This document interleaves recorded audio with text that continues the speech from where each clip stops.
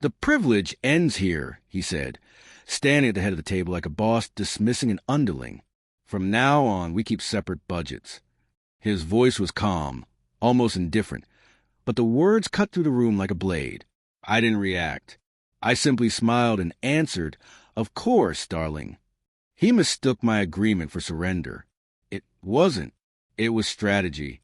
Once upon a time, we were a team, or at least that's what I believed. Back then, love came easily and money flowed like shared secrets. He'd kiss my forehead and whisper, "We're partners." But somewhere between his new job title, the designer suits, and his mother's endless criticism, the word "we" quietly vanished. His mother never cared for me. She called me spoiled, said I spent too much. I always found that ironic, coming from a woman who lived off her son's income while lecturing me about independence. Then the lies crept in, small at first.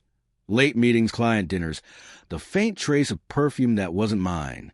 The truth arrived one evening in my kitchen, her lipstick-stained mug, tucked inside his briefcase. Same shade his secretary wore. I didn't cry or yell.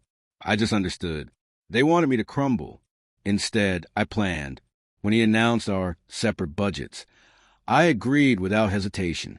I discreetly moved most of the money from our joint account, leaving enough to avoid suspicion.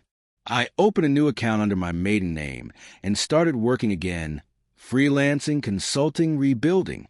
He laughed when he found out. "How cute," he said. "Play money." I smiled. Let him think that. Every Sunday, his parents came for lunch.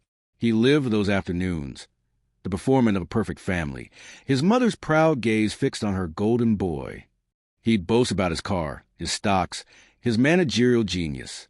What he didn't realize was that every piece of that comfort, our home, the insurance, the mortgage, was under my name. The same man who called me a financial burden never bothered reading the papers he signed. By Saturday night, my plan was complete. I canceled the house insurance, the cleaning service, even the grocery deliveries. I called every utility company and moved the bills into his name. No loyalty discounts, of course. Then I emptied the pantry. Every shelf, every drawer. Sunday morning arrived, and Victory had a quiet scent. He woke up late, expecting coffee. I let him open the fridge himself. "Empty. Didn't you do groceries?" he barked.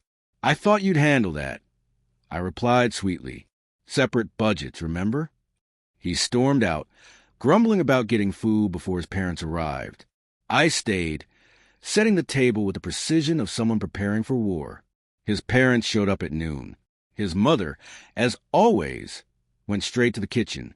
Moments later, a scream ripped through the house, sharp, furious, echoing off bare walls. When I walked in, she was frozen in shock, staring at the empty room. No fridge, no stove, no dishes, nothing but emptiness. "What happened?" she gasped. I met her gaze calmly. "The privilege is over."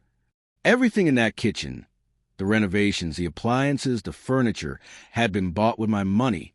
When he declared independence, I granted it. Movers had come that morning to collect every last item I owned. He walked in minutes later, his mother still shouting, his expression collapsing as he saw the stripped-down room. "You can't do this," he said. "Oh, but I can," I replied softly. "You wanted separate lives. I'm just honoring your wish." For the first time, his confidence faltered. His parents left in silence, too humiliated to stay. He stood alone in the hollow shell of what used to be our home. That night, I packed my things quietly. He tried to argue, to twist the story, to make me the villain, but his words had lost their power. I left the house keys on the empty counter. "Enjoy your independence," I said before walking out. He didn't answer.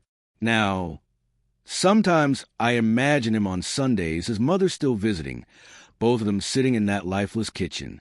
No silverware, no table, no me. He thought he was taking back control. He thought he was reclaiming freedom. I just gave him exactly what he asked for. The privilege was never mine to lose. It was his to squander.